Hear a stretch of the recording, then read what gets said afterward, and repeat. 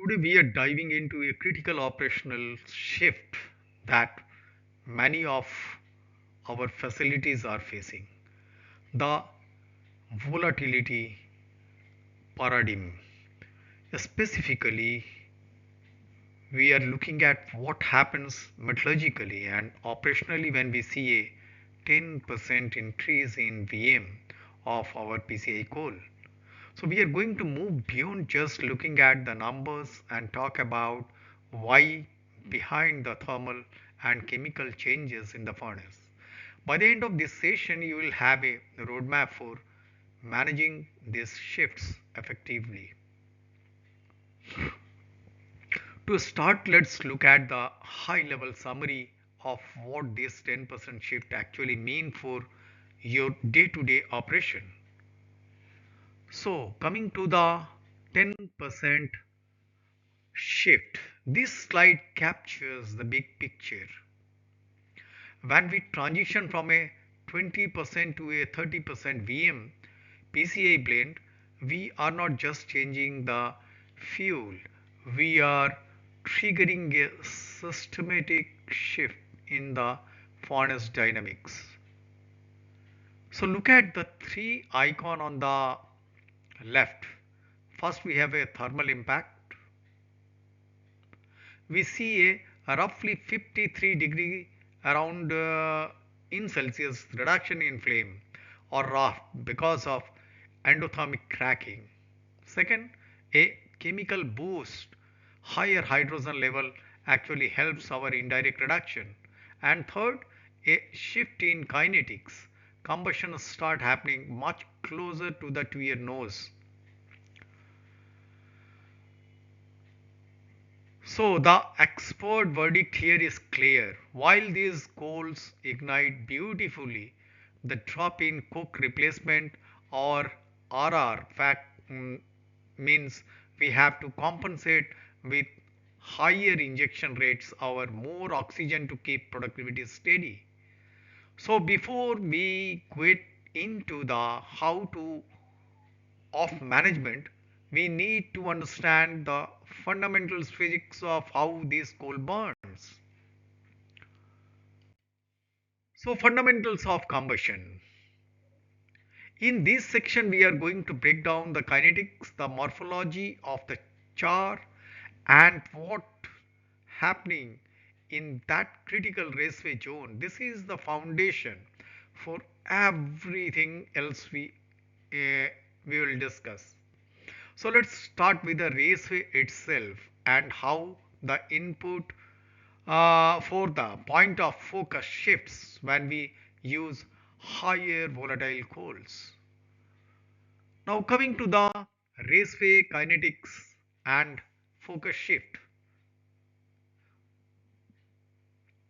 So why does volatility matter so much in the raceway? It comes down to ignitability. So if you look at the furnace cross section on the right, you will see the different zones from the lumpy zone at the top down to the coke active zone near the belly. When we increase VM from 20 to 30%, we lower the ignition temperature. This allows the coal to gasify almost uh, instantly as it enters. Because of this, the point of maximum CO2 concentration moves closer to your nose. So effectively, we are shortening the required combustion space. This creates a reaction synergy where the released volatiles react so fast, so quick, they actually kickstart the burnout of the remaining char. But what does that remaining char actually looks like? It turns out it's very different depending on the coal's uh, volatility. So now coming to the char morphology, balloon versus network. This is a fascinating bit of metallurgy as we increase VM by 10%. The solid residue, the char, undergoes a physical transformation. Look at the diagram on the left showing the structure and evolution. Lower VM coals form what we call a network structure. These are dense with low surface area, but high VM coals tend to form a balloon structure, also known as cenosphere. Think of it like a hollow ball with gas spouting from the large hole. These balloons have a huge internal surface area, making them highly reactive. But, and this is the trade off, they are much more fragile under the mechanical stress. This reactivity is great for combustion, but there is a thermal tax we have to pay, which shows up in our raft measurement. So now coming to the thermal impact raft sensitivity, this graph is perhaps the most important visual for our operators to memorize. It shows that sensitivity of the raceway adiabatic flame temperature to volatile matter. So you can see a steady linear decline. At 20% VM, we are around 2200 degrees centigrade. But as we slide down to 30% VM, the raft dropped to about 2147 degrees centigrade. So the rule of thumb here is that for every 1% increase in VM, you lose about 5.3 degree of raft. So that's 10 degree or 10 percentage, 10% jump we are talking about. That's a cumulative thermal deficit of roughly 53 degree. Now, while we are losing some heat in the raceway, we are gaining a chemical advantages in the form of hydrogen. So the chemical shift, the role of hydrogen, it's not all bad news. Let's look at chemical shift. Increasing VM by 10% gives us a roughly 12% boost of hydrogen in Bosch gas. That green slice representing 12% increase in significant Y, because at 900 to 1100 degrees range, hydrogen is a vastly superior reducer compared to carbon monoxide. So these high S2 utilization reduces the thermal load of direct reduction in the hearth. Plus, because hydrogen makes the gas less dense, we can potentially push higher blast volume through the furnace for the same pressure drop. However, we have to weigh that chemical benefit against the economic reality of the replacement ratio. So the economic equation and replacement ratio, if you talk about, here is the bottom line. The coke replacement ratio or RR drop when we move to high VM coal. As we can see, a medium VM might have an RR of 0.9, but at high VM that drop to zero point 0.8. Why the drop? Is the cracking energy deficit? Breaking those complex carbon hydrogen or carbon oxygen bond consume energy that would otherwise be used for melting. For every 10% increase in VM, the coal's ability to replace coke dropped by about 0.06 kg for every kg injected. To compensate, you will likely need to increase your coal injection rate by 8 to 10% just to keep your total fuel rate stable.